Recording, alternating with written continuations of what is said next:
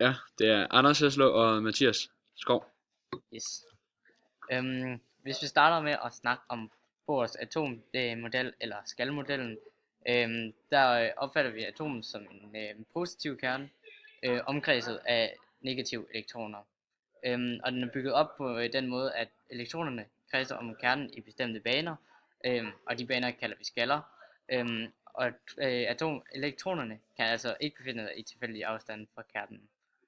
I hver skal har elektron en bestemt energi, og når en elektron falder fra en skal til en anden skal den derfor afgive eller modtage energi. Og skallerne nummereres ofte, og det ser vi på figuren her.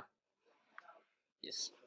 Og ja, som Mathias også lige kort nævnte, så er det, at nogle gange så skal de her elektroner, som vi kan se herover, de skal afgive eller optage energi, før de ligesom kan springe til den næste skal eller hoppe ind af igen.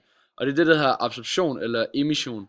Og forskellen det er egentlig, om elektronen har brug for mere energi, før den kan hoppe ud af i en skal, for eksempel fra første skal til anden skal, så hedder det absorption. Hvorimod hvis den springer fra anden skal til første skal, så afgiver den energi, og det hedder emission. Og det kan også ses, klikke om den ind på den her, hvor vi kan se, at hvis vi ønsker at få vores elektron, som der kører her, til at hoppe ud på den anden skal, så kommer der et foton her, som der er energi, og det ligesom tilføjer den eksakte mængde energi, der kræver for at køre i den her bestemte tilrettelagte bane for elektronen, så den rammer præcis den energi, som den skal har, og derfor kan den svæve her.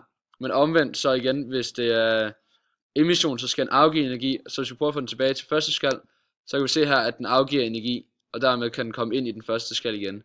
Så derfor kan den afgive og optage energi, så den rammer den præcise mængde energi for at være i den bestemte skal.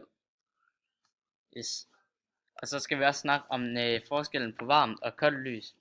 Og forskellen på varmt og koldt lys, det er, at koldt lys er ikke afhængig af varmen eller temperaturen, som varmt lys er. I varmt lys, jo varmere det er, jo hurtigere og jo bedre arbejder kernerne, og det sender kraftigere lys. Så hvis det er meget varmt, så vil det sende bedre lys og stærkere lys. Og i koldt lys, der er I ikke afhængig af temperaturen, så det som vi ser her, som for eksempel en pære, den er ikke afhængig af varmen, men den sender alligevel lys, og den virker alligevel. Og det vil sige, ja, jo, koldt lys er teoretisk set også varmere end varmt lys. Rent sådan temperaturmæssigt. Ja, Var det det? og ja,